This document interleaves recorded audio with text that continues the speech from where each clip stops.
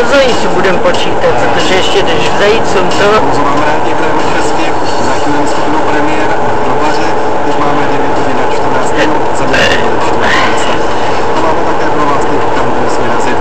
Dnes je šlouvý den, koná se v Pražském centru Černý most od 10 do 18 hodin. Na příchozí čeká tenkový her, včetně focení se šmoulou a diskotéky se šmouloukou. Milovníci šmoulou se brzy dočkají také nového filmu. Premiéru bude mít 8. srpna. Mediální partnerem filmu Šmoulové Váhy je Radio Impuls.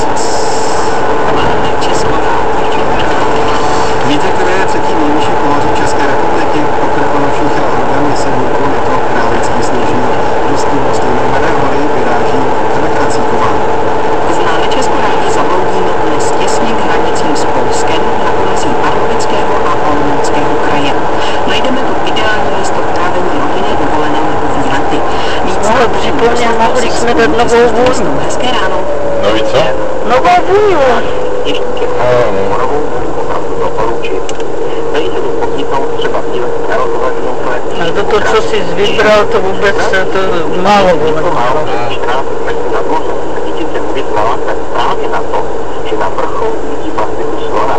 Část se dá lanovkou. Další výstup, delší, je možný na zmíněnou rozhlednu Klepí. Co stojí už na polské straně na hoře Klepí, zvané také někdy Klepáč.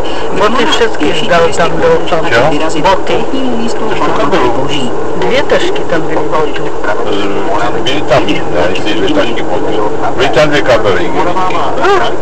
V jedné moje a v druhé tvoje. A v jednom byla zapíchnutá hůlka. No tož to byly tvoje, ale já jsem tam měla svoje boty v takové růžové igelice. A běž tam 2 igelitky. Sněžníkem s nimi. Protože jinak bych měla jenom tady tyto boty.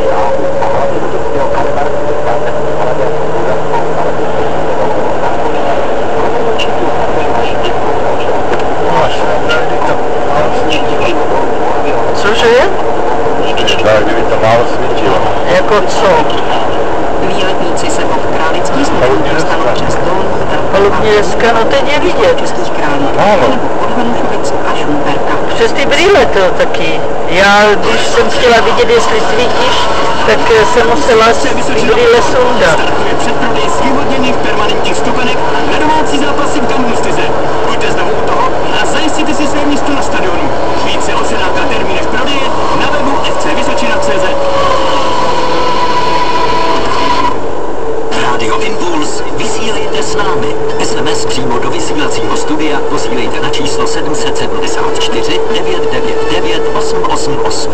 Tohle jsou naši dopravní agenti.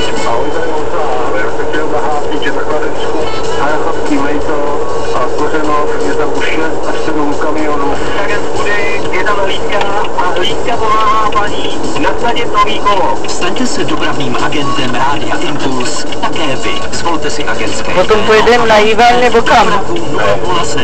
Tady máš. Na Květina tam vyjdem za Květinu na dálnici, už půjdem po dálnici.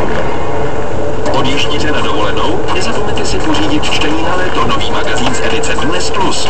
Spousta uštění a zajímavého čtení. Ideální společení dovolenou. 20 stran křížovek, rebusů a sudoku všech obtížností. 10 letních rozhovorů. Jakub Kohák, Jitka Schneiderová, Petr Havlíček a další. Recepty, knižní novinky, móda, osobnosti. Magazín čtení na léto. 100 stran čtení, křížovek a sudoku, které jinde nenajdete. Právě v prodeji jen za 59 korun. Mladá fronta Dnes. Stojí za to číst. Mám vylizne to. Je nejvyšší čas ohlédnout se k ideálnímu partnerovi. A dobrá rada